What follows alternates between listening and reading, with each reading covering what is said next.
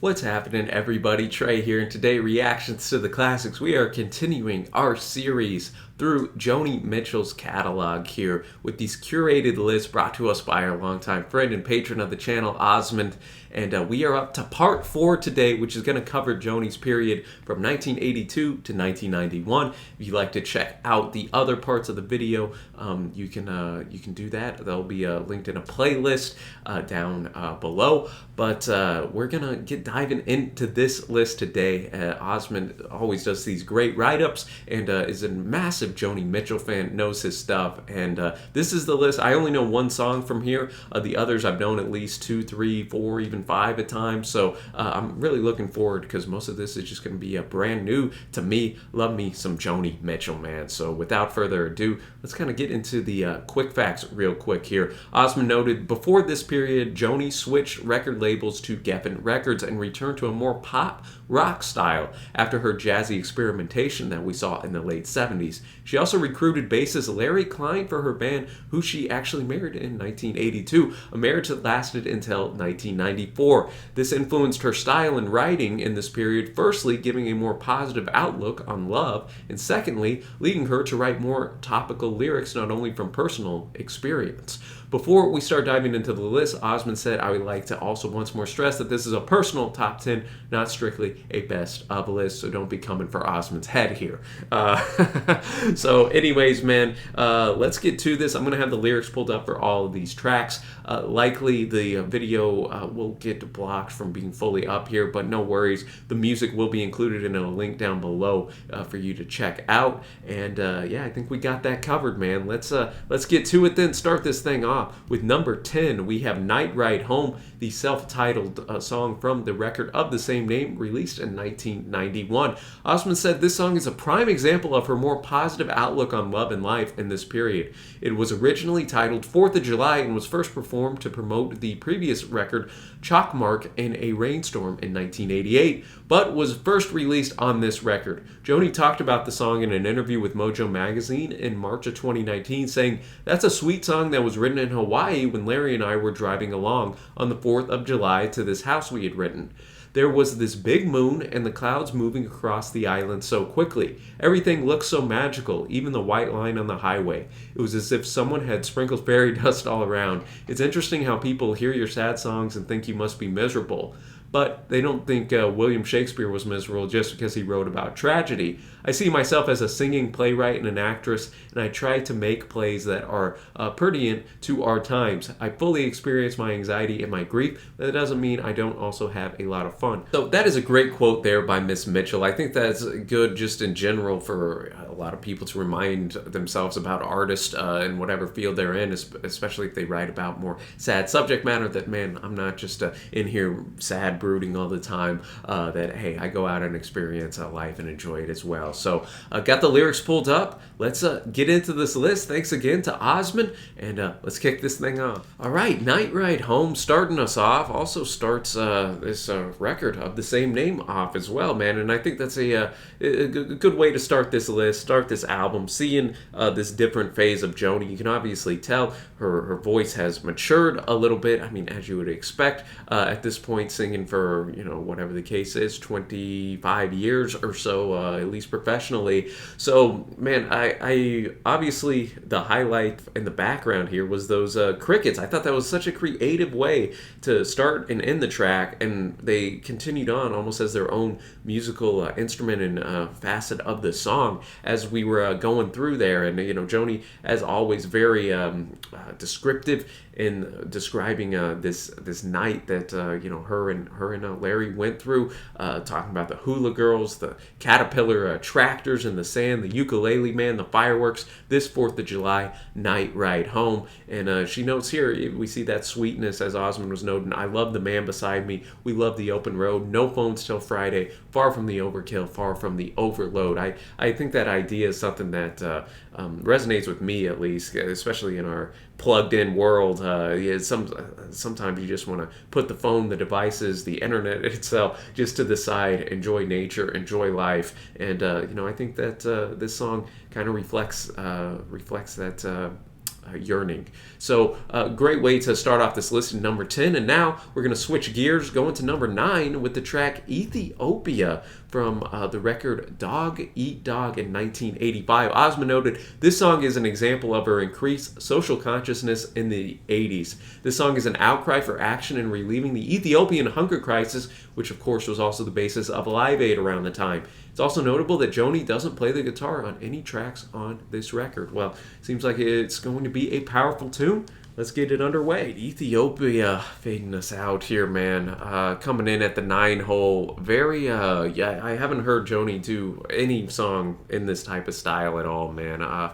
Here, musically, obviously, her piano work, and it almost percussion-wise felt like a shaker or something going on, just kind of as a constant in the back. Just a heavy song, obviously, man. A very different type of vocal delivery from Joni here as well. She's very somber, very serious at the same time, which for a track like this, man, you need to be. This isn't like a tune that I would cue up and really like play on repeat or anything, but I respect it, man, for what it is, and that kind of songwriting technique that Joni did of ending a lot of these lines with Ethiopia, just a word that's so it sounds so good whenever you say it, man, and almost reflects the beauty of the country, man, and just talking about all the hardships that they were going through at this time.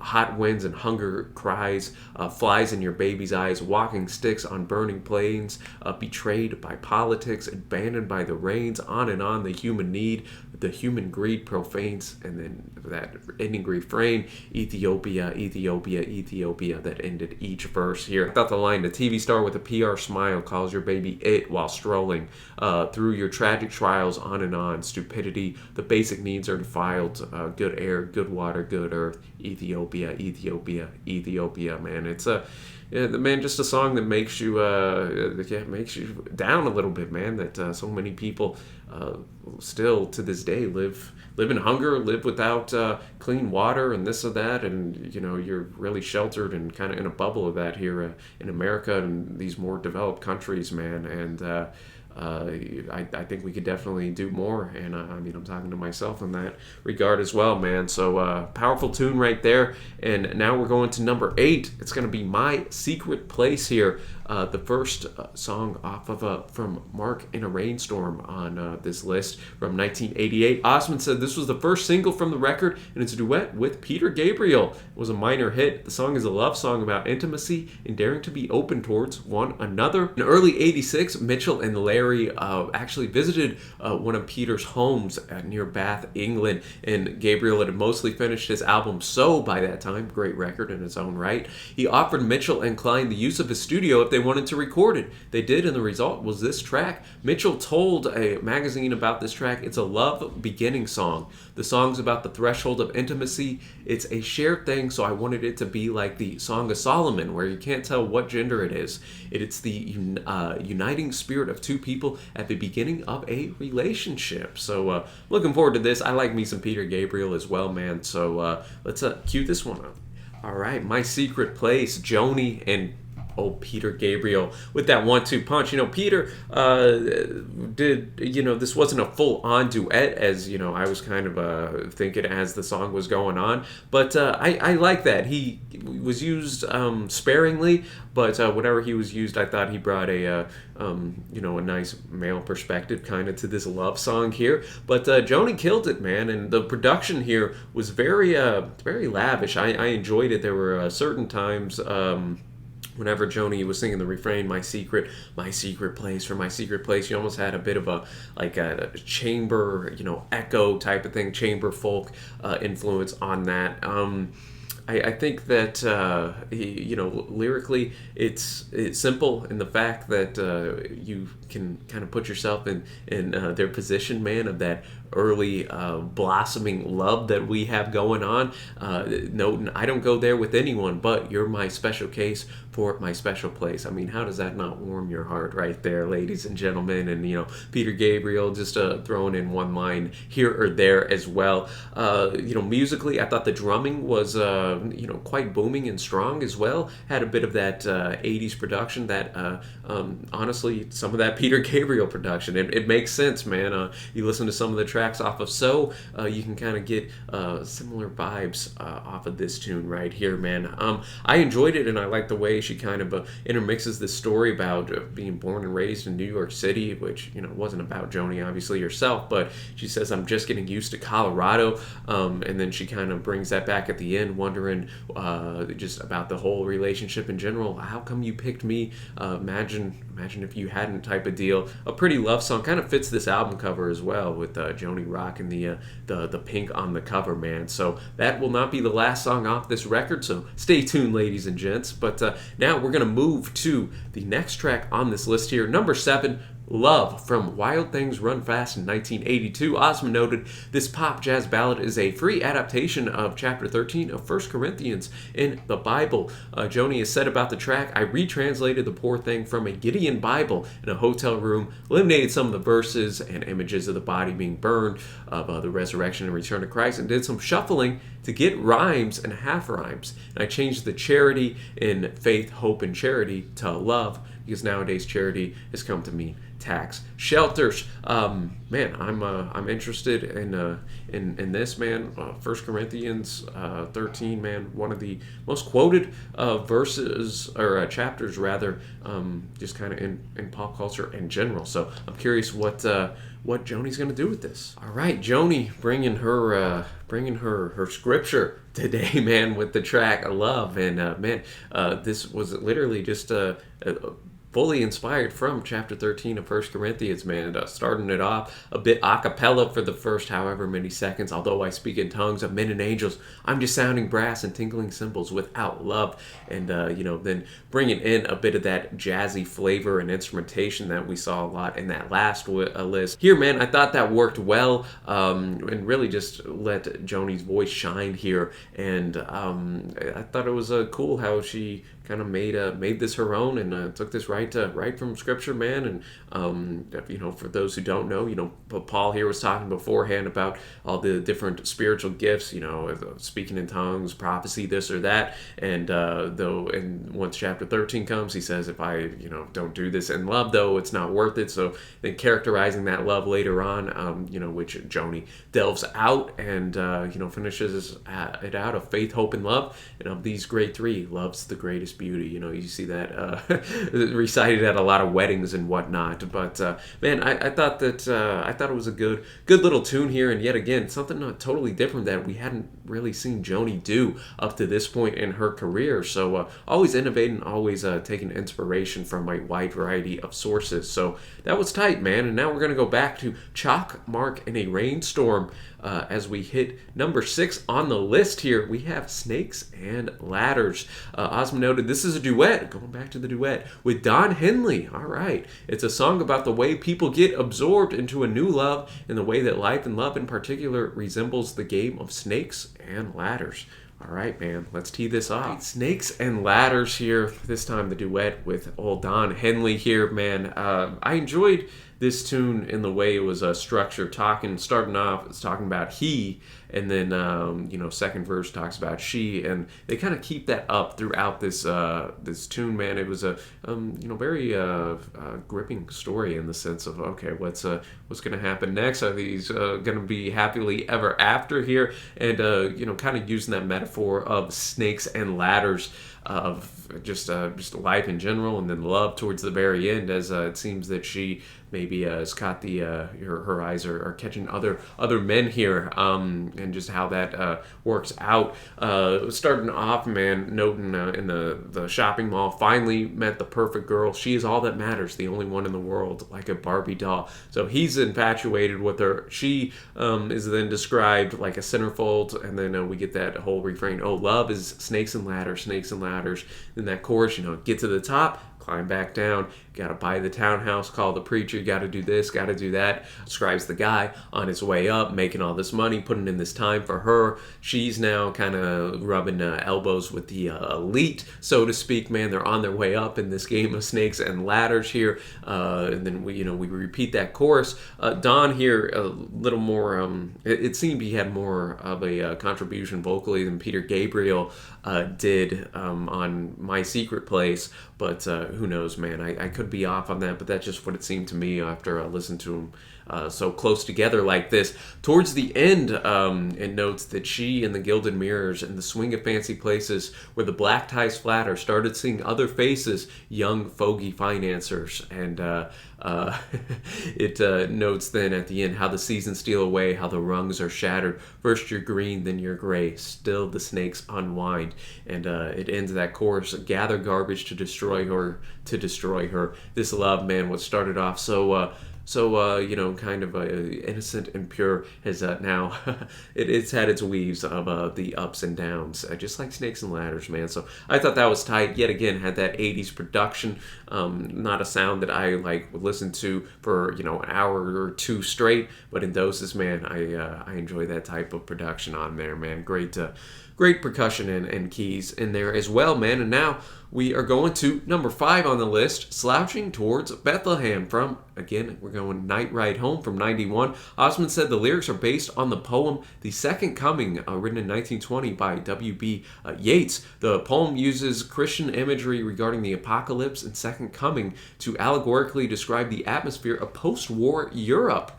The poem was written in 1919 in the aftermath of the First World War and the beginning of the Irish War of Independence that followed the Easter Rising, at a time before the British government decided to send in the black and tans to Ireland. Yeats used the phrase the second birth instead of the second coming in his first draft, and it's also connected a bit to the 1918-1919 flu pandemic. I think we can all relate to that here in 2021. In the weeks preceding Yeats's writing of the poem, his wife, who was pregnant, caught the virus and was very close to death. The highest death rates of the pandemic were among pregnant women, in some areas up to 70% of a death rate. While she was going through this, he decided to write this. So cool little backstory up front right there, man. I'm curious what Joni does on this, which is one of the longer tunes on here. Let's get after it. All right, Slouching Towards Bethlehem coming in at number 5 here. And this, man, just again shows the diversity that Joni can pull off, man. Even on this list so far, we've had these very grand 80s productions in duets with Peter Gabriel and Don Henley. We had the love track, which based off of 1 Corinthians 13. Now we got this based off of the icon of Yeats here, and man, it worked well. Yet I'm a broken record, man. Percussion, the drumming was again very powerful. You had Joni on guitar, and really just then her voice and the adaptation of the poem just kind of driving this through. We had the police sirens popping up, which I thought was yet again another cool touch, kind of signifying that something's not right, the danger is looming. This whole kind of apocalyptic imagery was throughout this entire track, man, and you see that in the line that was kind of the refrain towards the latter half of the song, the head of a man, shape of a lion, kind of describing this creature, very reminiscent of Revelation in the Bible with that apocalyptic type of imagery, man, and just very obviously poetic in the lyricism that we had there. I thought it did a great job of driving that point home, that that second coming is kind of upon us here. We even got the line out of a stony sleep by a rocking cradle by the Sea of Galilee. So getting those biblical shout outs right there, man, and just that whole idea, slouching towards Bethlehem to be born. I think that's such a great phrase right there, man. I don't have too much more to add. I think the song just kind of speaks for itself, man. Joni crushed it yet again.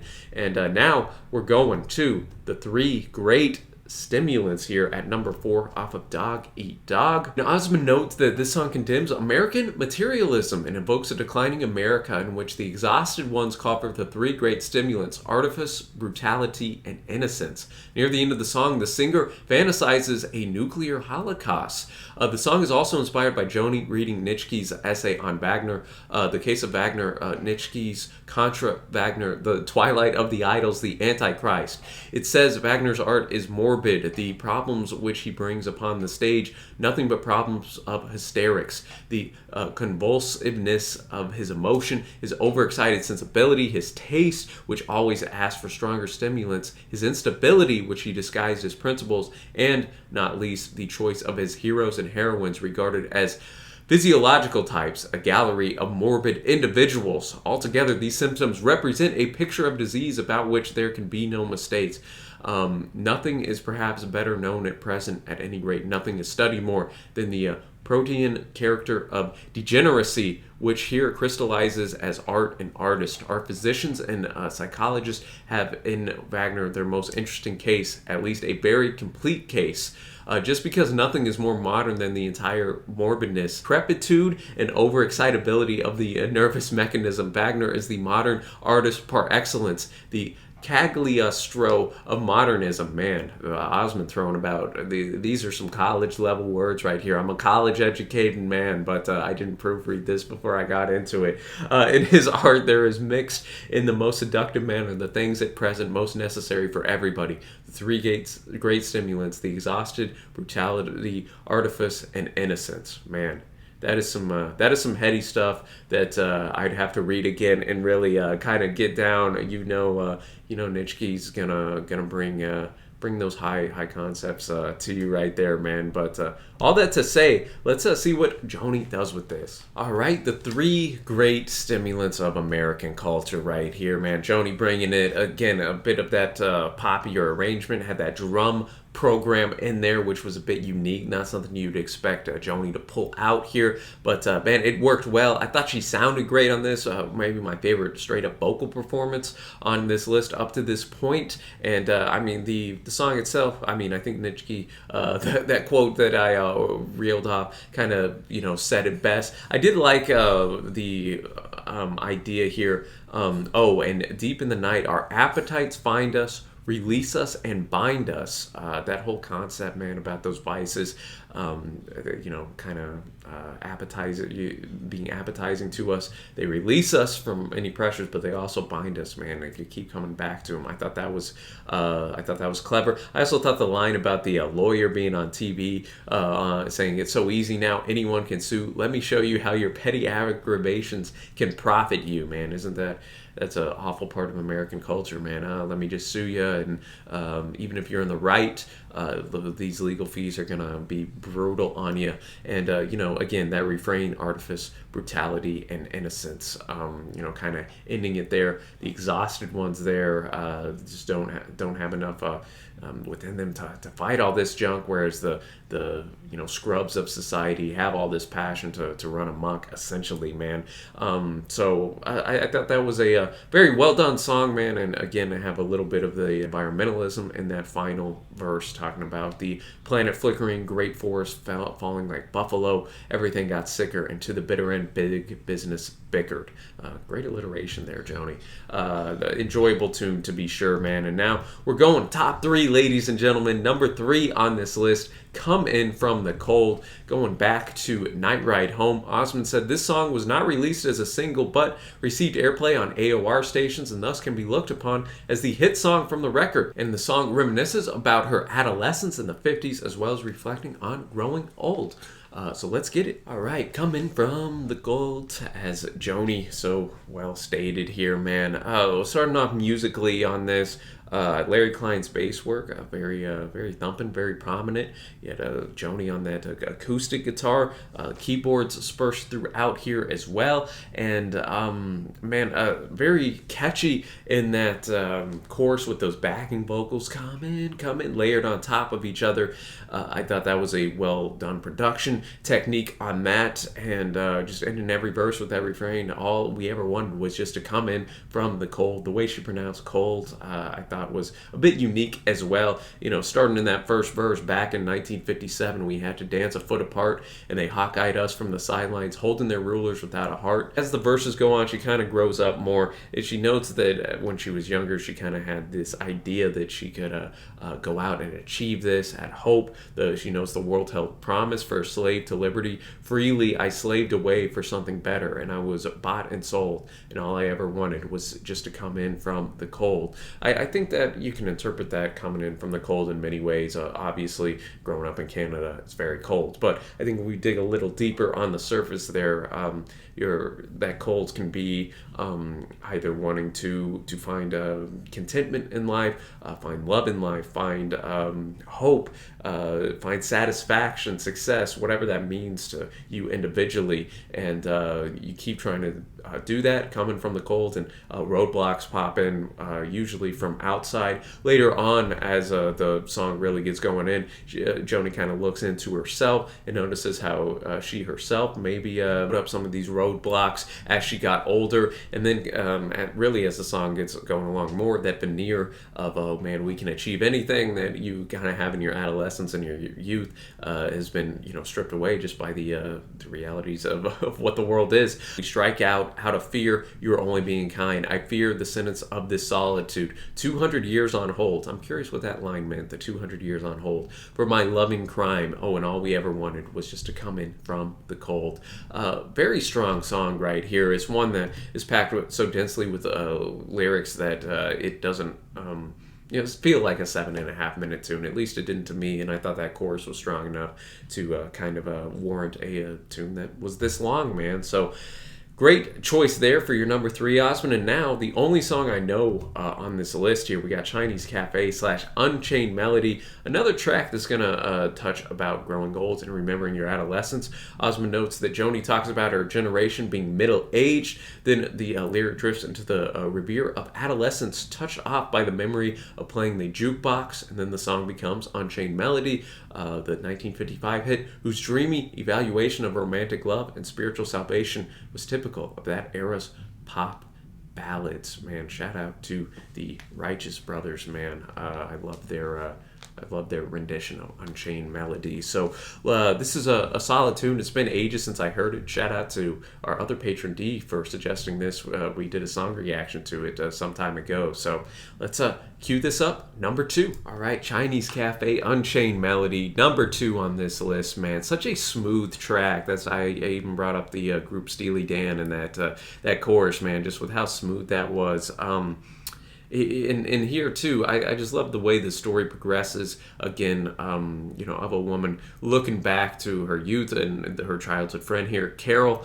We're middle aged. We were wild in the old days, birth of rock and roll days. Now your kids are coming up straight, and my child's a stranger. I bore her, but I could not raise her. A very obvious personal line to Joni there, having to give up her child for adoption back in the day. And then we get that refrain, nothing lasts for long, and then go into the very smooth chorus down at the Chinese Cafe. Again, quite a lush chorus in there. Continues to kind of showcase off what has been changing here in their current day time. Uranium money is booming in the old hometown now. It's putting up sleek concrete, tearing the old landmarks down now. Life changes, man. It doesn't stop for anyone as much as we would maybe like it to. And then we kind of finish it out, go into that Unchained Melody portion, which was just such a smooth transition, man. Musicianship of the arrangements differs slightly enough to where you're like, oh yeah, that's Unchained Melody, but still kind of keeps the Chinese Cafe portion of the song there, man. And man, that was just lovely, so well done, and just a great track all in all, man. Production was top notch. You hit that fade out again, as we have in most of these tracks here, and it worked well. So now to number 1, ladies and gentlemen. It's going to be from a record that we've already featured a couple times, so I'll give you a couple seconds to think, man, what is this going to be? What is this going to be? It's also featuring old Don Henley.